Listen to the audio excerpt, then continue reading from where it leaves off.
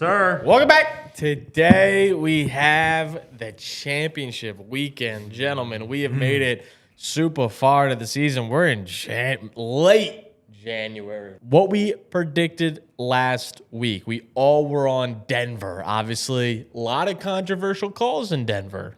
Could have swung either way, but we did all take Denver, if I'm not mistaken here.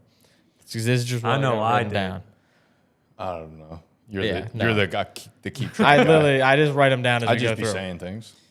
There was one take that it was because you said you're like, I'm taking Buffalo to start, and then you're like, but if I had a gun to my head, I'm taking Denver, and I wrote down Denver.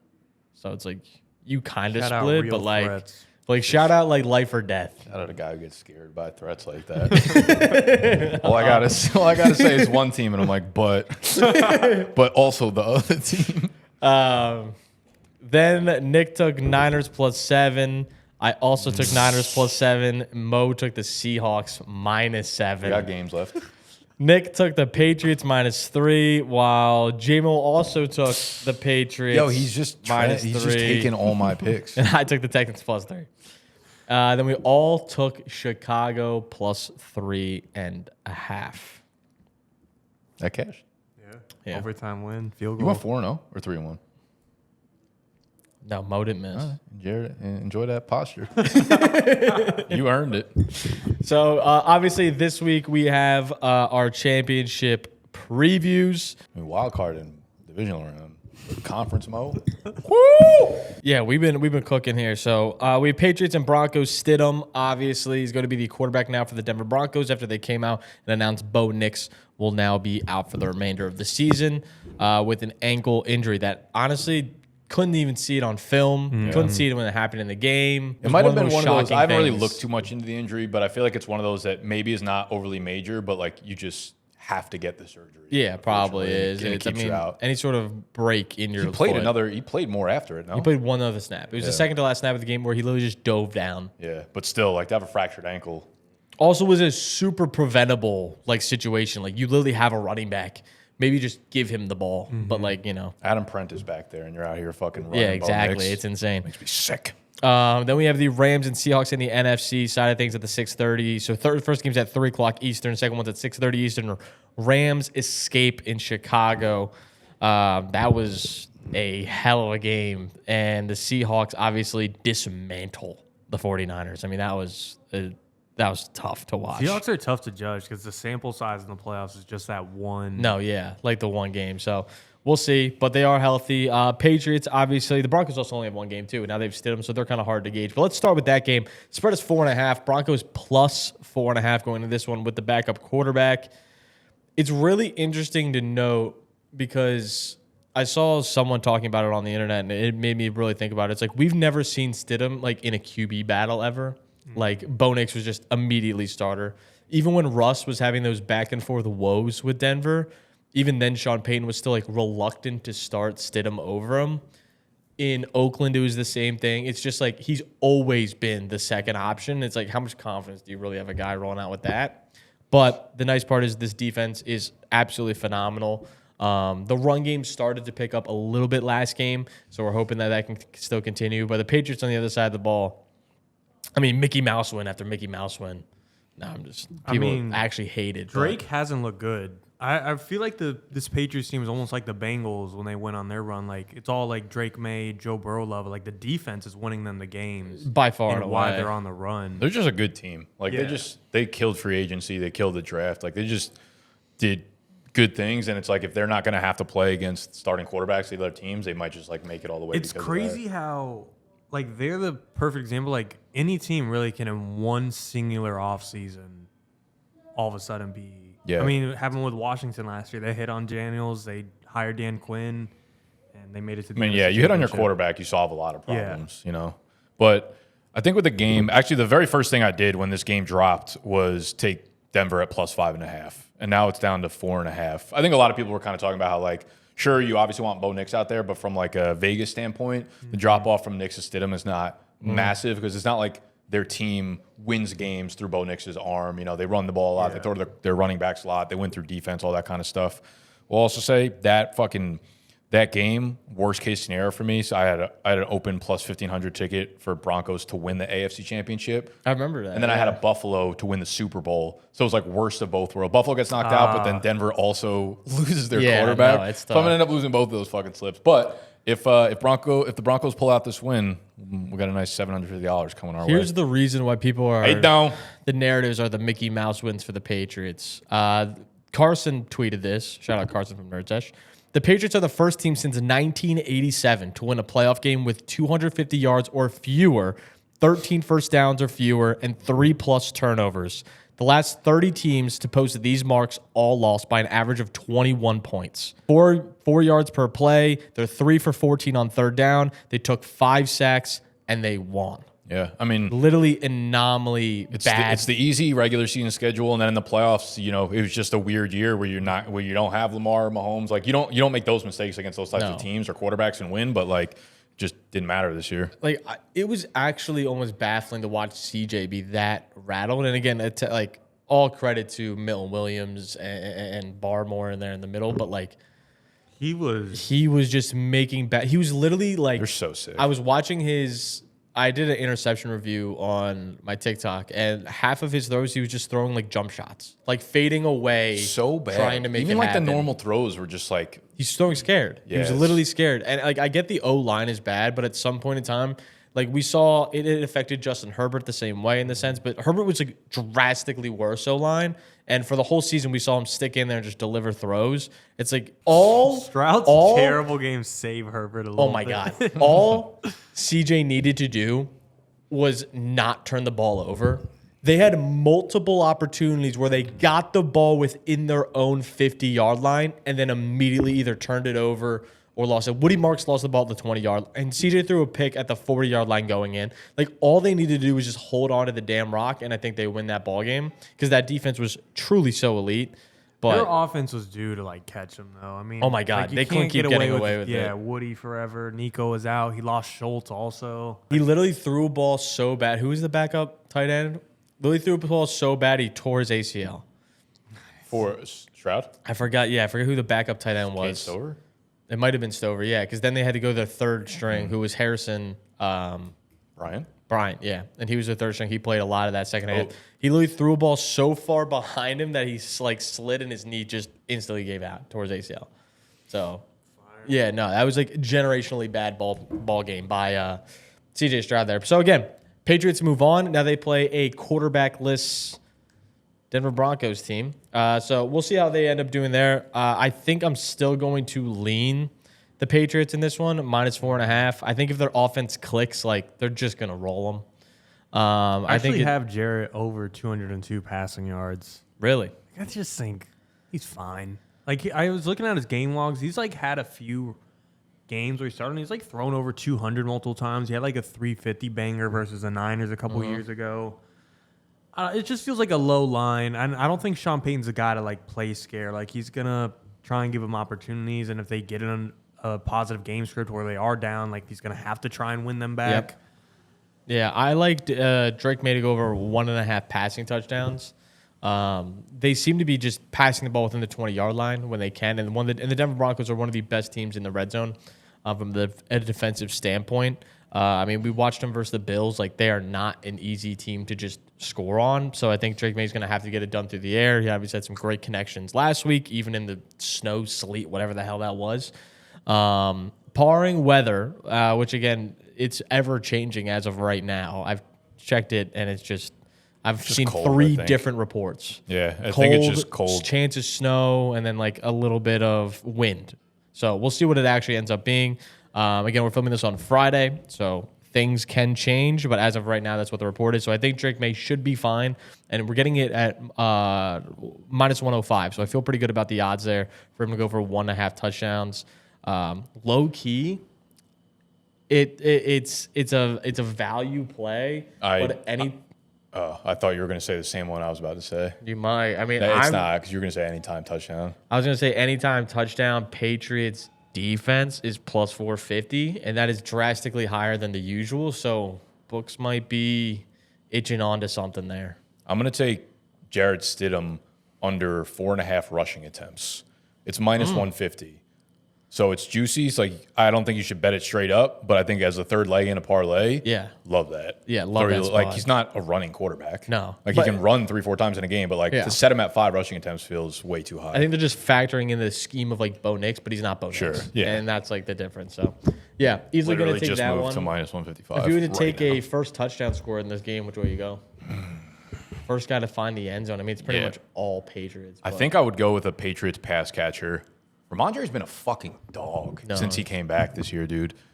We'll go with Drake to run it in. A little scoochy. 12-1. I feel like it's not bad at all.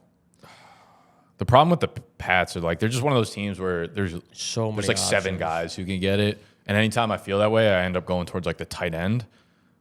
But I don't love Henry at plus 190, but I think I'd probably lean him. If I were to take some value, I'm going to go Austin Hooper, 35-1. Like, he actually getting a lot of work. They're running a ton of 12 personnel. First touchdown. I Yeah, was looking first at any touchdown. time. I was No, like, no, no, that first ain't touchdown. 35. They're running a ton of 12, 13 personnel. They're getting a lot of tight ends on the field. So we'll see if it actually pans out. But, like, he's been targeted now twice in the red zone. He had, obviously, the one where it was just wide over his head. Last week, he also had an opportunity in the end zone. Like, he's just seeing the field, and to get 35-1 odds on a receiver who's actually playing, I got to take that. If we're going to take sides, though, which way are we going? I'm going to just still go New England. I think New New England England minus wins, 4.5. but I'm taking the Broncos at plus 5 or whatever it is now. Denver plus 4.5. I'm going to lead New England minus 4.5. It's going to be big for the chair next week. Could be big for the chair next My week. back gonna be fucking beautiful. All right, heading to our next game. It is a 6 o'clock, 6:30 game on Sunday. This is the game I This think is almost the everyone, Super it's like Bowl. everyone's Super Bowl. Yeah, so this game is going to be phenomenal. Last time they played, there was no Devontae Adams, so that is something to note. No Devontae Adams, but last time they did have Zach Charbonnet on the other side, so missing 2 key pieces on each offense. Sam Darnold still dealing with the oblique injury. Honestly, was a blessing for him last week to not really have to pass. Like, he didn't really have to go out there and sling the rock for them to win. So that was super nice for him. But the spread of this game is plus 2.5 and minus 2.5 for the Seahawks. Over-unders 46.5. Tennis line all the way at 85. How do we feel? The Rams, He's pretty much guaranteed like 20 plus carries now. yeah. And the Rams were like elite defense until like week 13. And since then, they're like 20th in EPA. It's like actually insane. Like that last like Hail Mary by Caleb, like what the actual fuck were they doing? That was a movie. Could not fathom that. Overall storyline of this is last time again they played, Matt Stafford threw for what was it, 457 Like yards and 3 450, touchdowns. Yeah. So 457 Shit yards, was 3 unbelievable. touchdowns. Obviously, there was overtime in that game, so that obviously skewed some things. Puka went for 200. Literally won me my fantasy matchup that week because he absolutely cooked and carried me to a win over K-Style. Huge. But I again, like huge Devontae games. Adams to score finally again. Like you, I've been taking that every week for like But, a month like, straight. there's just no world the Rams make it to the Super Bowl and they didn't have Devontae get in the end Well, zone. it's once. crazy because like he went out, and as soon as and now he came back again, All right, I'll place it. and teams are playing it the same way. But it's like the Rams basically had no drop off in success in terms of scoring touchdowns inside the 5 when Devontae Adams was missing time. They're like, cool, we'll just go to fucking Terrence Ferguson, we'll go to Puka, we'll go to Kyron, whatever. And it's like as soon as Devontae came back, like even last week you saw Chicago was double teaming Devontae right away again. And you think like, okay, they found success with other players. They'll kind of lean back off of Devontae a little bit. And that's why I was like, maybe he'll score. But the way the teams are playing, I don't know. It's so hard to defend them down there with so many good players. But 100%. fuck it, I'll take Devontae, Tug. Whatever. I mean, fuck it if you Fine. insist. I mean, Devontae and Puka being the same value. I mean, we saw Puka absolutely destroy the middle of the field last time. That's the place to attack this Seahawks defense. I mean, they run a ton of cover 4 coverage with a lot of match. So what that means is whenever they kind of base it off of the actual routes that are being run and the formation they come out in instead of just it being a base general coverage, which is why Puka absolutely destroyed them in the middle of the field last game because it makes the safeties have to choose a side and have to either come down or drop. And it's a communication thing, and it's actually the biggest headache for them. And I wonder if they're going to attack the same leverage. I wonder how Seahawks are going to counteract that. So I could see Puka just having another big day and being a contributor here. So I'm going to take Puka over on his receptions. It's 7.5. I get it's very high, but I think he's going to have to be a focal point if they want to win this ball game. And obviously, Matt's going to throw probably 46 times again. Like the rushing defense for the Seahawks is actually like they're not going to run the ball. If you want that or take the under on Kyron, I like both. But it's just like this rushing defense is like impenetrable. So that's where I'm leading for this game. If you were to take a side for this game, what would you take? I've had Rams Super Bowl L for a long time, so I'm going to say they get past this. Yeah, I don't know. Seahawks just feel so fresh and just like good to go. The Rams are just so fucking beat up. Yeah. The Rams feel like the Bills. Like they're just like they're not so depleted. Right. They're not injured. They're just tired. Yeah. You know, like Sean McVay just I'm tired of this, need a boss. fucking nap or something. I think that catches up to them. This is another. I got the Rams in my Super Bowl pick, but like gun to my head, I would take the Seahawks. But like the Rams are my pick in the bracket. I'm writing you down for Seahawks. No. Don't. Okay, I'll write you Rams. But like, remember about the gun. But like I'm literally writing you down Rams. You guys don't have heard a choice. I took both the Rams and the Seahawks. I'm going Seattle -2.5. Mo, you're also taking Rams +2.5. Is that what you said? Okay. Can't think of one. Okay. Painfully. Hey, Lily's going to come down to the Denver game. So you guys better lock in. All right. Now, let's do a little bit of taking some good odds for the futures. We have Super Bowl winner, obviously, that we can take for plus money as of right now. Again, by the end of this weekend, it's going to be probably most likely minus money for one or the other. Super Bowl MVPs we can take a little bit early, get some juice on that we think we have some itches, we have some leans one way or another. What are you guys thinking if you were to take a Super Bowl winner and a Super Bowl MVP today to try to secure better odds? Patriots. Yeah, I mean, there's only value in the AFC. It's like I don't hate the Broncos at 13-1 because I think they could beat the Patriots, but it's just like there's no chance they get past the NFC People were winner. saying about Nick Foles, though. Fair. No chance. Nick Foles came in the regular season and had like 2-3 games with this offense. Stidham's been there for years. just getting thrown in. Stidham versus the Seahawks might be 43-10. It's like such a bad storyline for the fucking NFL to have that. Yeah, why would they do that? Why they script that up? It's crazy that they're going to allow that. I think I might just take Seahawks at the +150 while you can. Really? Like literally, like if they make it to the next, they're going to be minus money against whoever. I don't know. Like I feel like if the Patriots win on the AFC side, I don't feel like I think the Seahawks are like a dominant favorite over them. But I still think you're getting significant value compared to where you would. You probably get -125 at probably the best. Yeah. And it's like to take the +150, I'm going to do that every time. Even to sprinkle Rams 220. Like I think it's the same concept. That's not as big, but MVP. You said you literally know who's MVP.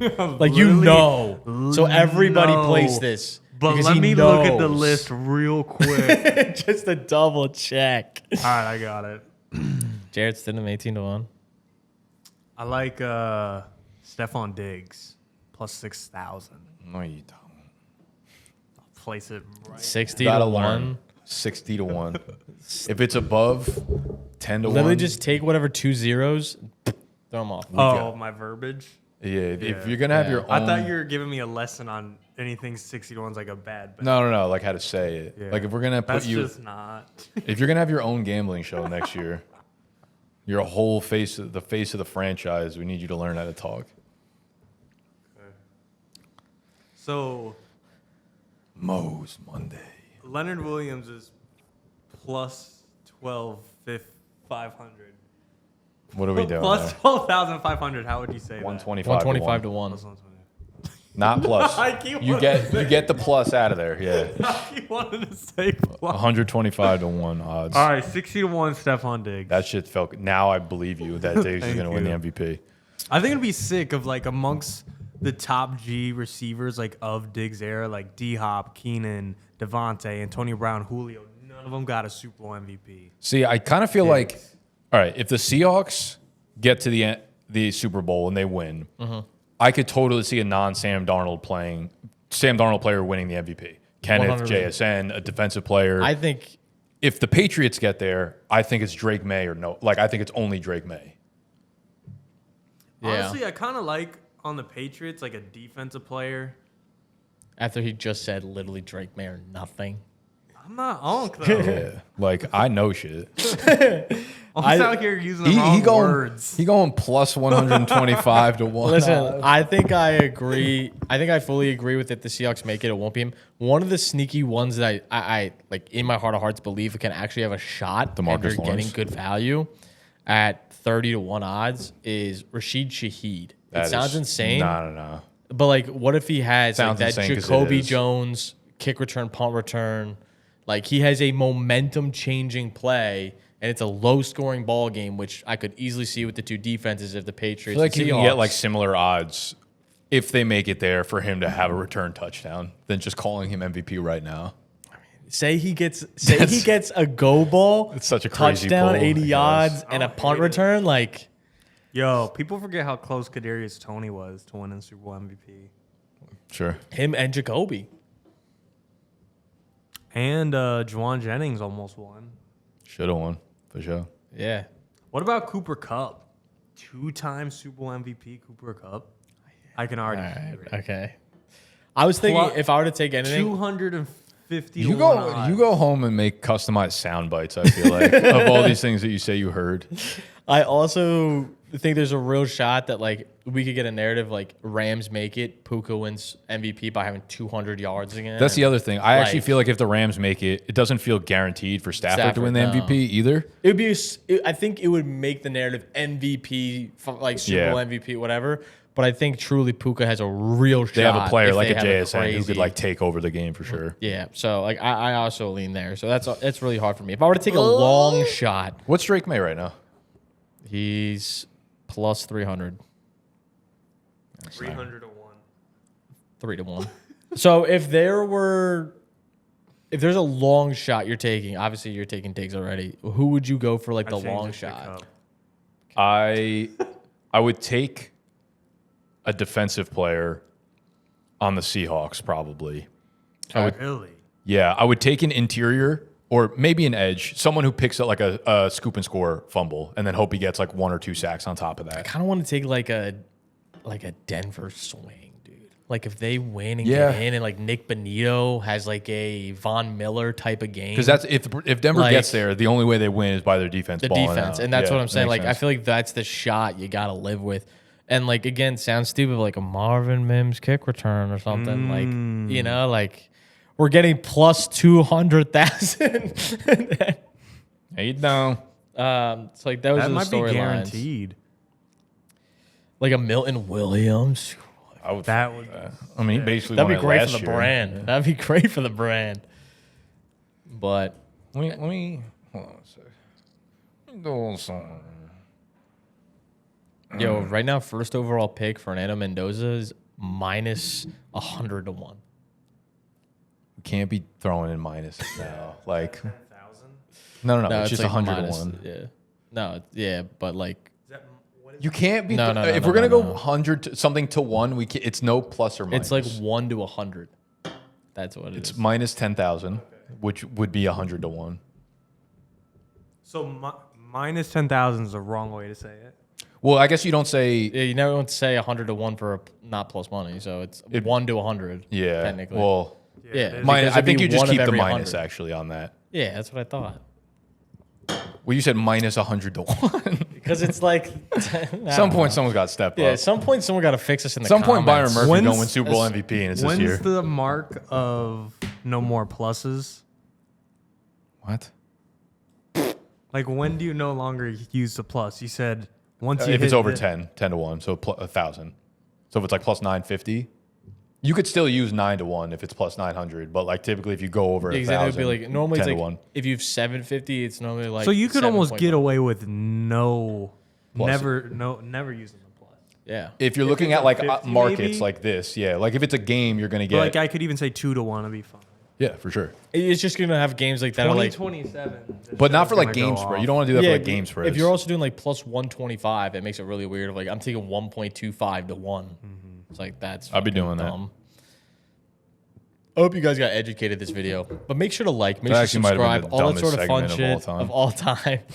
All time. Make sure to like and just subscribe. All that sort of fun shit down below. We'll be back for the Super Bowl, baby. We'll catch you guys next time. Peace out.